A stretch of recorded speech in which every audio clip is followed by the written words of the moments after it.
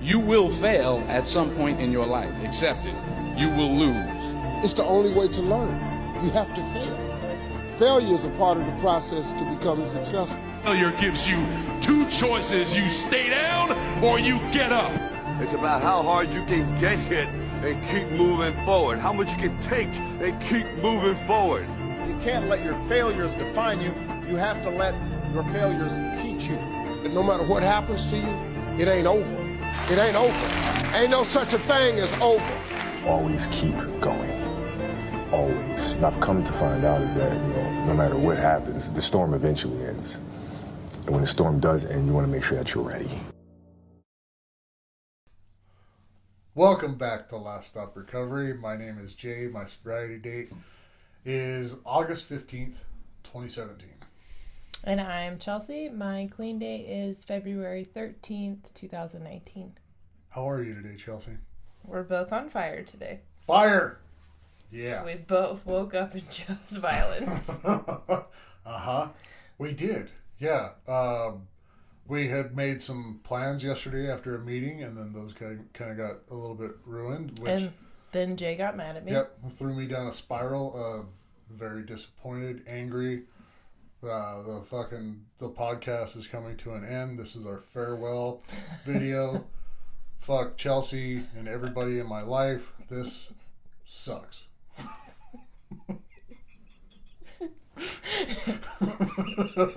Yeah. I don't even know how to respond to that. All went through my head in the 25 seconds it took me to text you back. Cool, right on. No, you said okay, and I was like, "Yep, you're mad." I'm just gonna keep running on the treadmill because at this point, This is the only fucking good thing I'm doing. So I mean, Chelsea does finally get over here, and what do we start talking about? I'm like, hey, I was frustrated with you, and they're like, I know. Hey, holy shit, that worked. It was just like it went right away. I know you well enough. I know our relationship well enough. Yeah. And I am very good at knowing when someone's mad at me. Yeah. I'm so easy to be mad at. Right? Well, and I think we figured out, we wanted to talk about today was some of the, success and failure that we've had to deal with in sobriety and in our podcast. In our alcoholism. Yes. Because, I don't know about you, but failure is hard to deal with, but success is almost harder to deal with because I am terrified that I'm going to fail. Yeah, yesterday we went to a meeting and you said in the parking lot, somebody shared, and it was somebody on a pink cloud. Yeah. Very much, which love the pink cloud days. I love it. Love hearing it. And he was the person was saying that, he got promotion. He got a promotion. He got a company credit card. And the drunk version of him would never get these opportunities. Yeah. We've all been there in early recovery where all of a sudden things start coming together. Just start all looking these really good. Opportunities start coming forward. Yeah. And it's so crazy because you're still in that state of mind of do I deserve this? Yeah. Of course I'm going to go after it because I'm sober now. I fucking deserve it. But then you start patting yourself on the back. Yeah. And you're like, it becomes, do I deserve this? To I do fucking deserve it. Absolutely deserve this. I own this. I have arrived. This is my shit. So... And then all of a sudden... And then my mind, I can only speak for me. My mind, when I go, I have arrived, is immediately what would make this better? Make it better. Because the addict in me always wants to reach the next level. Because if this feels good... What about if just above that is going to feel better? It's almost like picking apples. If the apples down here taste good, that one on top has got to be even better. Yes. Yeah, so... I think that's why so many people die on Mount Everest, because it's if the mountain's cool here, what about up there? I don't know if that's it. Could be just the elevation. Yeah, I don't know. And the treacherous hunger. it's cold up there too. I think it's a lot more factors rather Yeah. than like up there. It's just an example. It's a good one. It's But- a solid example. No, I hear the pink cloud thing, and it's I hear the guy talking about the pink cloud thing in the meeting because, I went back to work, and then I got told that I've been doing a really good job this week, and that I'm going to get a raise. It's going to reflect on my next paycheck. Yeah. And there's this little thing in the back of my head that goes, "You fucking did it, buddy. You did it in 8 days. You deserve it. Fuck yeah, he's coming to you telling you that shit. Of course he is. Because look at all the shit you've done. You're badass. Fucking take a break." And it's like, oh, dude. I've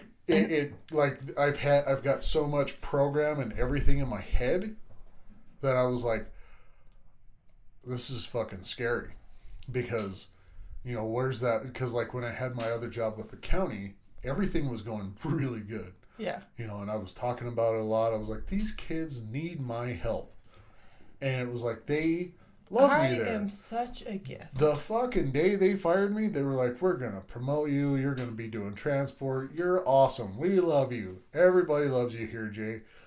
And then an hour later, they were walking me out the fucking door. Don't come back. And it was just like, it went from up here to fucking dropped. Just in an hour. And it's like, I was patting myself on the back for this fucking job. And I'm like, do not do this shit again. You've been there. You have been in that position where it's like, you're doing so fucking well. Make an ass out of yourself. And it's like, that's what I've done with my success in my addiction. And I've done it for almost 7 years in my sobriety. And it's like, it's finally time. Like we were talking about a few weeks ago. I am sick of my own shit. I am sick. I am sick of your shit. And when I'm not sick, I'm tired. I am sick and tired. Yeah.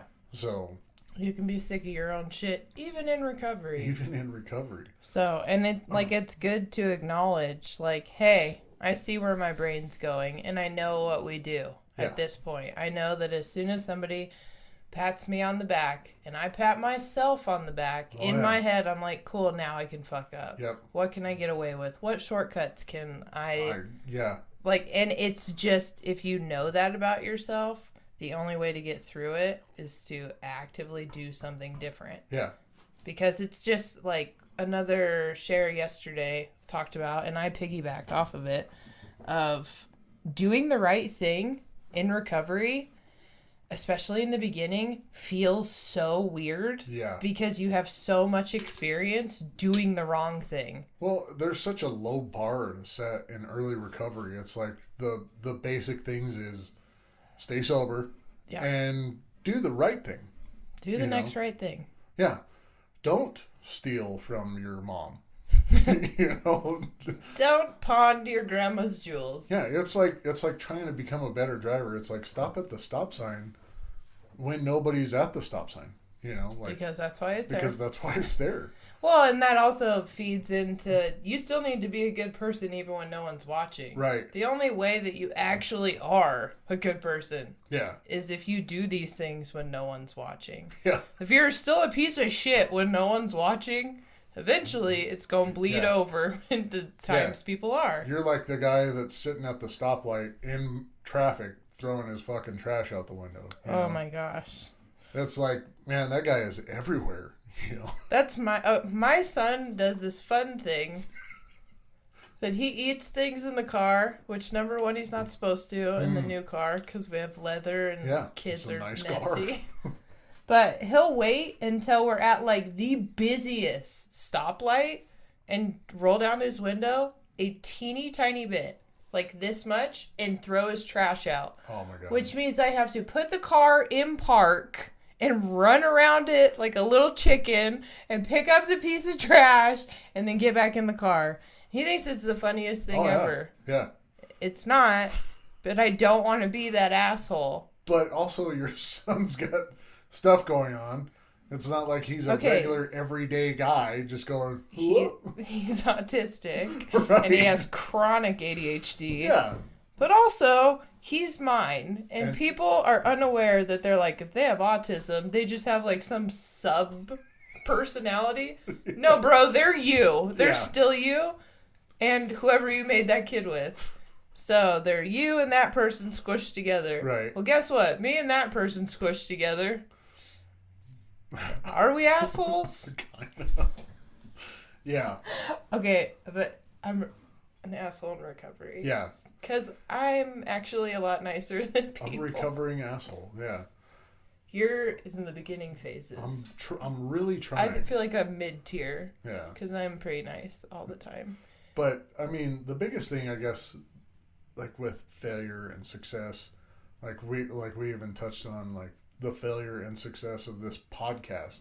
Oh, my gosh. Like, I can only imagine what other people, like, because we watch successful YouTube channels because we're trying to be like, oh, you know, what should we do? Like, yeah, we decorated for like some Halloween stuff, you know, it's like, it's pretty neat, you know, but I wonder, did they go through the same shit? Like, well, it's constantly, like, content creating is constantly questioning, like, you gotta post something. What am I gonna post today? They say just post the content. My content sucks. Post 3 times a day. Post once and let it breathe. Be consistent. Find your niche. Time of day doesn't Don't matter. box yourself in. Your voice matters. No one cares what you have to say. Have a bunch of videos stored When am in I your gonna drafts. have time to make it? I'm out of ideas. I'm so overwhelmed. Be creative. Keep going. Keep going. Keep going. like, was it good? yeah. Yeah. Because even some of our episodes, I black out when we do our episodes. Like, most of the time when we leave the shed, I'm like, I hope that was good. I'll find out when I'm editing. We'll see. So it's a new experience when I sit down and actually listen to We're it. just as shocked as you guys. If it's good, yes. But we're like, we just want, we put so much time and thought into like how we're going to be successful rather than just riffing. Yeah. And we're just like, the fact of the matter is we're just 2 drunks that did everything wrong. We did it the wrong way, and we did it the wrong way multiple times. Yes. And we're trying to save anybody from the pain we put ourselves through. I think that we're doing everything we can. This is just a slow road. We're not like gamers. We're not in a niche part of podcasting that's just going to explode. Also, how much did we want to talk about our addiction when we got sober? Hardly at all. Yeah. Yeah, it's taken us 5 and 7 years to get here. So it's not one of those things that it's like, shit, it shouldn't be that shocking that people are like, I know I have a problem, but like, do I want to face the problem? Because the mirror is a really scary thing to look at. It's really hard. So, and the way we talk about it for us is relieving. Yeah. And we think that the humor that we bring to it, because our sobriety is quite humorous. Oh, yeah. We find it funny. But like, if we were laying on the bathroom floor throwing up blood still or shitting the bed and like dealing with the consequences of our drinking, the thing that we're laughing about was what pissed us off so much in the beginning. Yeah. Because we're like, how dare you be happy? Yeah. Why aren't you in the same amount of pain that I am in? Because I don't know how many fucking days it went that I would drink or whatever and then wake up the next day and go, I am never fucking doing that again. And then by noon, it was, I'm doing that again. The withdrawal was so bad for me. And, like, I do not, like, I know we joke about it. We've joked about pissing the bed, shitting the bed, like, throwing up every morning, shaking. Yeah. My withdrawal was so severe. It was no joke. So, and it never stopped. Like, my body did a fun thing that, like, 2 or 3 hours of not drinking, I would be withdrawing. So, a lot of people talk about, like, heroin does that and, like, harder drugs do that. Well, my body must metabolize booze like it would heroin or crack or meth. Yeah. Because as soon as I was off the high, I was going straight to the gutter. I guess my body didn't really metabolize all that well because I just smelt like alcohol all the time. Like, even when I wasn't drinking, I smelt like I had been drinking. I felt like there was an odor coming off of me that was just death. It was like my organs rotting. Yeah. And then when I would, like, breathe sometimes, like I got a whiff of it, and then I'd be like, oh my God. I wonder, like, sometimes I think about it because, I mean, I bathed when I was drinking, but it was like, but it's not like I do now. Like, God damn.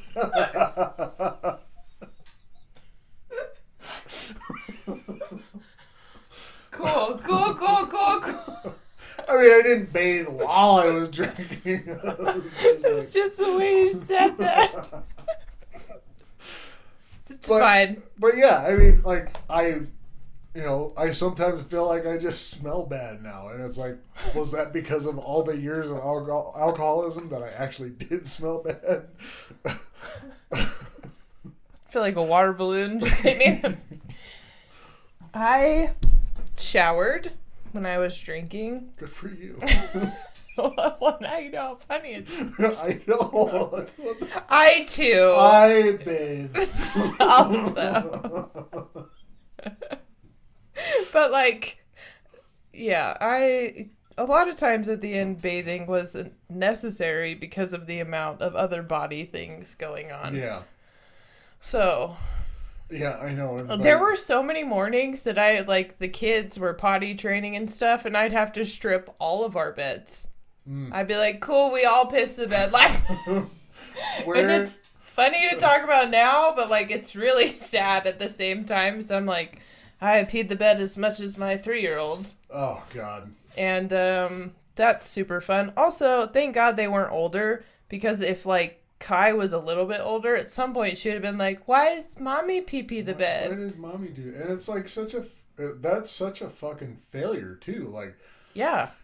The days the multiple times that happened, I'd wake up and I'd just go, God, what a fucking loser. Like, oh my gosh. And then the wind that you would feel when you'd wake up dry and be like, oh, yeah. Finally. Yeah. So I just need to have 2 shots of whiskey, 6 beers, 1 glass of wine, and then just one. And that's it. And just like the amount of time I spent trying to like get the formula right. Yeah. I'd be like, okay, so I can just have hard alcohol until Gabe gets home from work, and then I will casually drink like 2 beers and a glass of wine, and then like sneak a shooter at the end of the night, and then I won't pee, and I won't fight with anyone, and I won't punch anything. It'll be okay. And then at 3, I'll have another shooter. And the thing is, even though that plan would go really good, an addict, when you get off to the races, I would be like 2 beers in, and I'd be like, okay, I have 3 shooters, and I'd have this map in my mind of my drinking, and I'd be like, fuck it, I'm gonna just drink all of them. Yeah. And it's almost like you had to make your own successes. Like if you accidentally like blacked out on the couch and then pissed there, it's like, oh, I didn't piss the bed. God damn it, the dogs peed the bed again. I spilled water. Must have been my water. Very smelly water. Yeah. I mean, I know we talked about this in another episode, but it's like, that's a big fail. Well, it's also a big part of drinking. Yeah, and I don't think... Normal people, when they drink, I'm here to tell you, normal people that drink do not pee themselves. Yeah. And I also think that normal people, when they talk about when their bedwetting ended, it's probably not when they turn 30. Well, and if they do piss the bed, a normal drinker's like, yo, I need to slow down. Like that's bad. Yeah. Yeah. Whereas for an alcoholic, it's like, okay, let me just readjust the formula. Like when I worked out of town, and like before it got bad enough where I was pissing the bed all the time, it was like it happened every once in a while, and I was like, man, I just I need to figure it out. But like I would listen to this talk show, Jason Ellis on Sirius XM, and it was like they'd have people call in, and this guy called in one day and he's like, I've been drinking a lot and I peed the bed. And the 2 guys were like, man, if I peed the bed over drinking like any time, like if it was one time, I'd just quit drinking. And I was like, oh man, like really? How like would somebody quit drinking if they peed the bed one time? And it's like, I think a normal person probably would. I have a friend that like he was talking about like his 21st birthday, and like like, everyone laughs about their 21st birthday and what they did. And he got so drunk before he went out. Mm-hmm. And he got so sick that he did not drink for 5 years.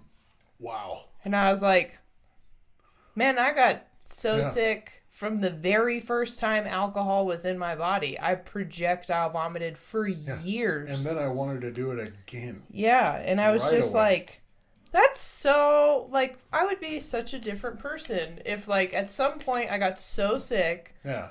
that I was just like, you know what? This isn't for me. What? It'd be And insane. I'm like, that's why I think I was born with the ick, because like I do it with all things. I'll be like, avocados. I'm allergic to avocados. I am allergic. Oh my God. And we have avocados in like a lot of things. Yeah. And even to this day, I'll be like, well, I just have just a little. I know my face is gonna break out in hives. My throat's gonna swell up, and I'll still just be like, well, I'll just try a little bit again. And then I'm like, ugh. Like I can't breathe, and I have to take Benadryl, and I don't know why I do that. Like I don't know why the inside of my brain is so self-sabotaging. I don't. You know, that's like with me with like hot sauce. I love hot sauce, but your stomach doesn't. It though. doesn't like me back. Like, Your it just colon doesn't. doesn't. But it's like, well, I mean, fuck it. You know, like deal with it. Come on. I say that to my stomach all the time. Like, what the fuck, man? Yeah, you wanted to do, like, one of the little things that Jay brought up yesterday, because if you don't think we think of 1,000 ideas on what All to the do on time. the podcast, Jay thinks of 1,000,000 if I think of 1,000. And he wanted to do a chicken sandwich tour, and yesterday you didn't think it was mean, but I did. And you were like, I want to do this chicken sandwich tour, but, like, you don't really eat, and you're not much of an eater. Well... And I was like, Jay! And you were like, oh no, that's not what I meant. I mean, that's what I said, but that's...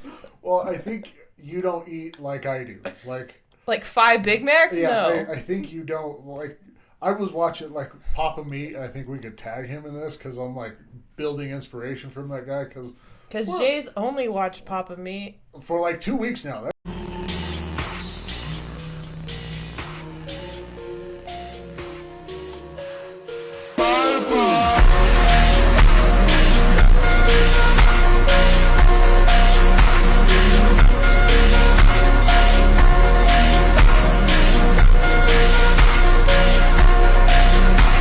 Guy has tons of content, but it's really good to me. I don't know. It may not be for everybody, but we have a similar build and, you know, similar interests.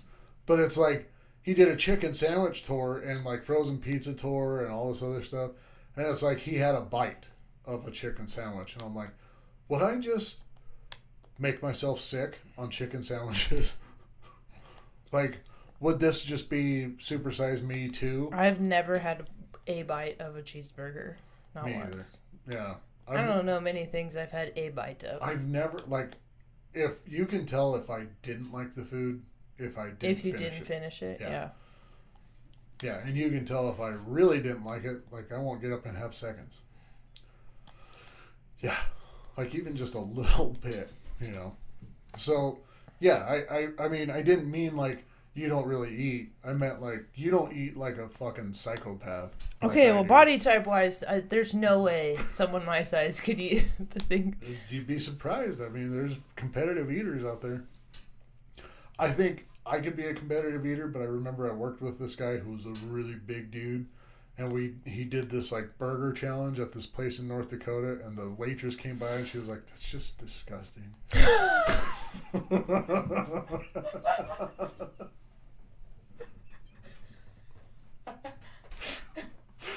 Okay, I'm gonna say this. I don't think your little soul could take a comment like that. It no. would break you. Yeah, I would like start eating macaroni and cheese in the bathtub if I fucking heard that shit. I thought you were gonna say you'd starve yourself and you went totally the opposite. I gotta eat. What would you think differently? Macaroni and cheese and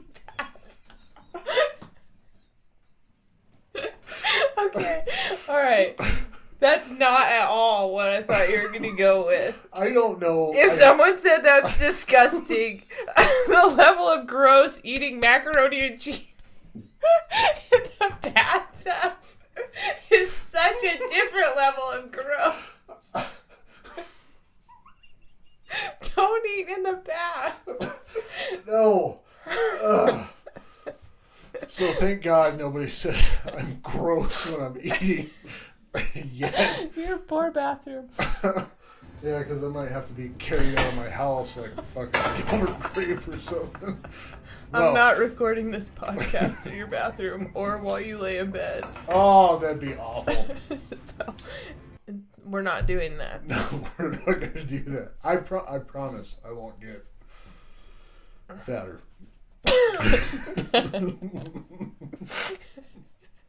Okay. And mobilely fat. I promise I'll move still.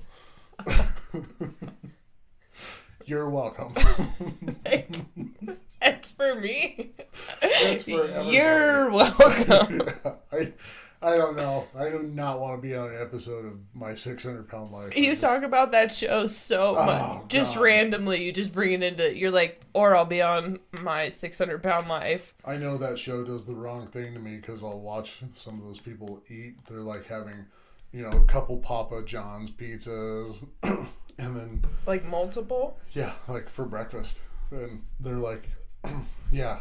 And I'm like, I mean, I could do it. Yeah, but you shouldn't. Yeah, you shouldn't. Absolutely not. I'm not questioning if you could. Like, I could wake up and eat Papa John's, not a few pizzas. Yeah. Because after a pizza, I'd be like, well, I'm going back 9 nights. Yeah, you don't usually eat a whole pizza and go, well, I'm going to start my day now. Yeah, what do those people do? They don't work? I don't know how I'm pretty sure they do go sleepies. I don't know how they do it. I don't know how they hang out at home. But, like I was watching some on Papa Meat, he was talking about feeders and feedies. And it's like a whole, like, taboo sex thing. Like, that people want to find women or men and feed them until they can't move anymore. And there's people that want to be fed until they can't move anymore.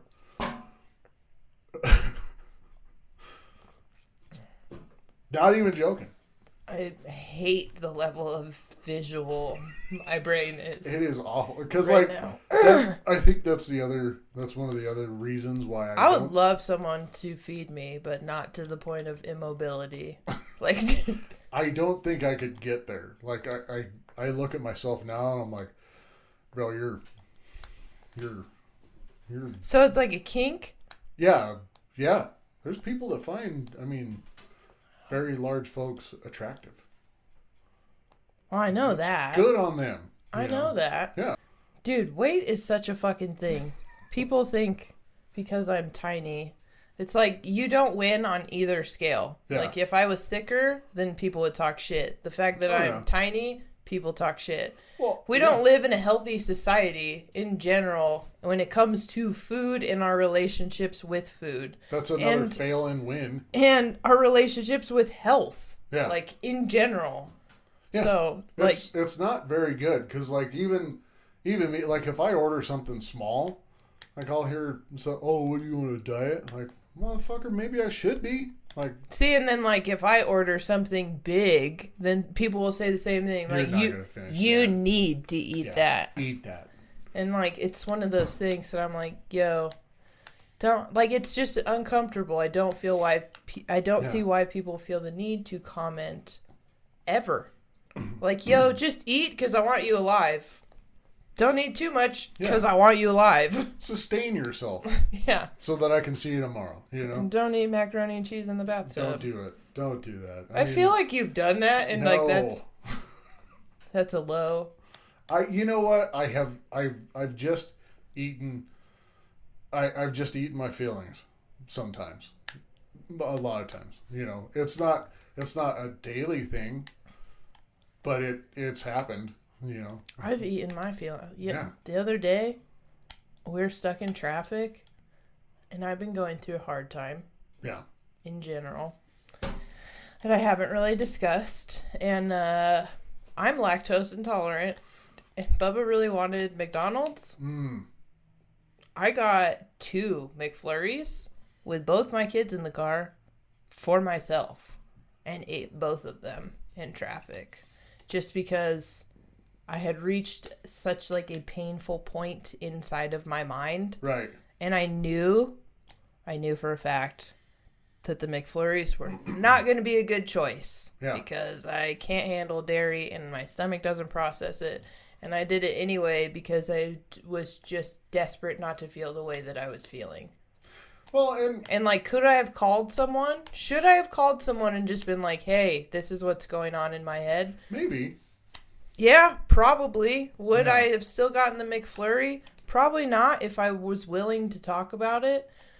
But that's another thing in later sobriety is when you're newly sober, you're willing to word vomit your shit on anybody just to get it out of you. And I have such a hard time just saying the words out loud.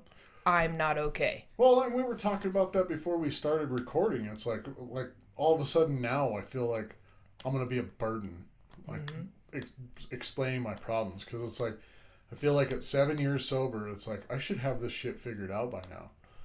But unfortunately, it's an ongoing matter. It's a lifelong thing. Sometimes I think about the shit that I did when I was drinking, and it's like, I don't even remember. I didn't remember it when I quit originally in 2017, but it's like the way I think about it now, I'm like, holy shit, that was awful. That was terrible. Yeah. You know? I remember I had a girl, like an on and off girlfriend from like high school into my 20s. And I would just, call her out of the blue, drunk. Hey, what are you doing? It's like, what a fucking dirtbag, man. I had guys, like I'm friends with so many guys. Mm-hmm. And as we got older, that became like an ongoing trend with drinking of like, they would call me not for a ride or like to hang out. They would do the elusive, like, I ever tell you that I wanted to. You're so pretty. And I'd be like, okay, Eric, call me tomorrow. Well, that's a hard one for guys too, because I think a lot of guys don't understand that sometimes women are just nice. And they don't get it at all. Yeah, and they're just especially if you've been friends for like a decade. Like, dude, if I at any point in time was like, you know what, maybe we could be something, I'd bring it up. But 10 years in, I think you can kind of tell. You can tell most men like haven't worked in a restaurant, because I think a lot of men go into a restaurant and they go, that waitress is really nice to me. I think she wants to, boom. I think she wants to take this down to Pound Town. I used to make such good money at Texas Roadhouse because there's a formula for that. Like there's you bat can the eyes, it is be nice. If you're semi-attractive and you know how to be a tease, use it to your advantage, absolutely. But we went to Hooters one time. Like I remember a buddy of mine like left his number on the fucking napkin receipt. Like he's like, she wants to fuck, bro. I'm like, she works at fucking Hooters, man. She knows what this place is. It's a clothes on strip club without nudity. I know, I wanted to work there so bad. Yeah, they wouldn't let me either.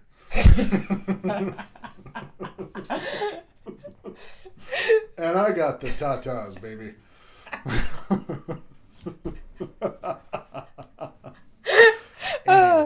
Anyway, sorry. Told we were too giggly on our last episode. Anyway. But that's that. Is that even a... I don't know. I think we laugh. We laugh and giggle a lot. But our success and failure rate, I think it's sobriety and in our alcoholism and our using or whatever, is tough to deal with. And I think it's tough to deal with, especially if you're an addict or an alcoholic or anything like that, because it talks about in the book. It talks about in our literature. Alcoholics are very likable people, probably very skilled. Charismatic. Yeah. People like, I don't know. God loves us. God loves an alcoholic or an addict. And we seem to get a lot of light shined on us, especially when we do the right thing. It's like, look at them now. They're doing the right thing. They used to not. Yeah. But now they're doing the right thing. I wonder if a lot of people wait for that other shoe to drop. Like, when are they going to fuck up again, I think that there's even people when you're in recovery waiting for you to fuck up again. Yeah. Because that's just us as humans. Yeah. Oh, yeah. Like, we just love to watch a train wreck more than, a comeback story. Right. Like, there's nothing more entertaining to human beings watching other human beings catastrophically destroy their life rather than, like, a Robert Downey Jr. story. Yeah. Like, that's a great story now. But, like, when he was fucking up and in the tabloids for fucking up, people loved it. Well, yeah. I mean, Britney Spears is doing really well now, like coming back, getting back on her feet. I haven't heard much about that, but I remember when she shaved her head and beat the side of that car with a umbrella. Have you seen Britney Spears lately? Yeah. Yeah. Like, did she go to rehab?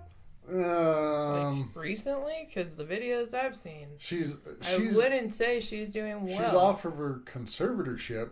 And there's a lot of people going, maybe she should have been on a conservatorship. Which, that is an insane thing anyway.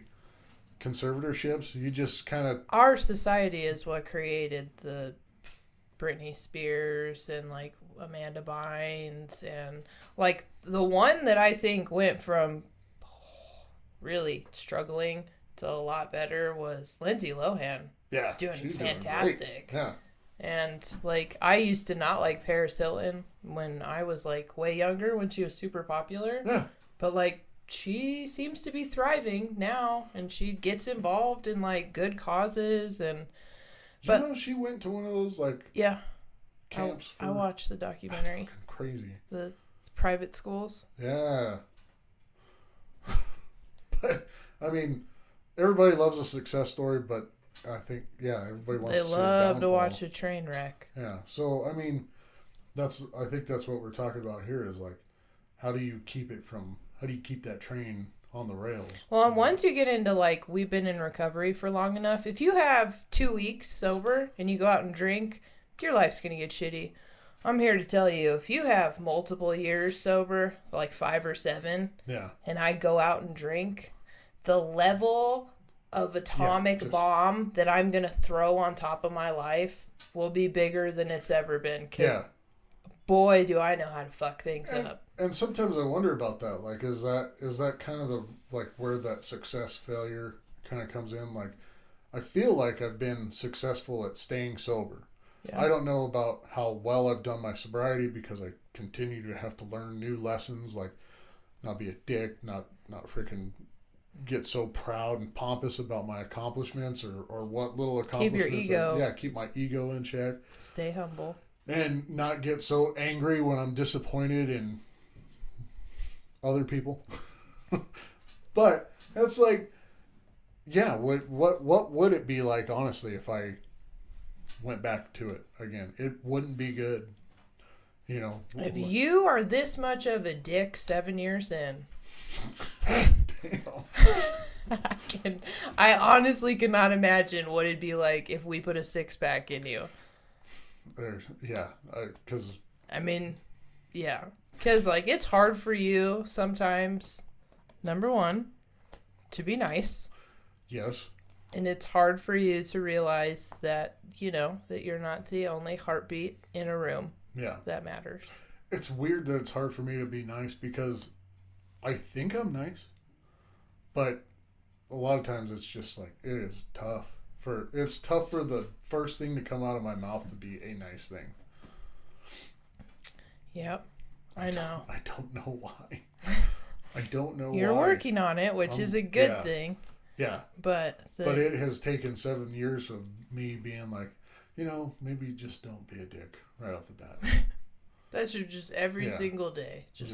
Just don't be a dick. Yeah. Don't be a dick. Don't drink. Don't be a dick. Yeah. There's a step. And I mean, we're not going to go into all the steps, but it's like humbly ask to remove our shortcomings. And it's like, first of all, I've never really been humble. And I'm like, where are my fucking shortcomings, you know? Where are they? What are they? I'm great. And it's... I have a mirror. Yeah, I know. It's tough. It's tough for me to go, yeah, that's a shortcoming. It's a shortcoming of mine to... First thing that comes out of my mouth is something either asshole or sarcastic or mean. And it's like, and it's a shortcoming for me to be so disappointed in somebody not following through or being like, they're not following through, when it's just like, dude, it's a, just reroute your day, man, you know? Yeah. I think your Care Bear shirt was very fitting for the day. I know. Yeah. But I think that until next time, sorry we came in so hot. We're a little bit jumbled today because we've got a lot going on. We do. But we added decoration, and I hope you guys have a great week. And we're going to go to a new meeting now. Yep. And go get some coffee. So have a great week. We love you. Awesome. Yeah, don't be a dick.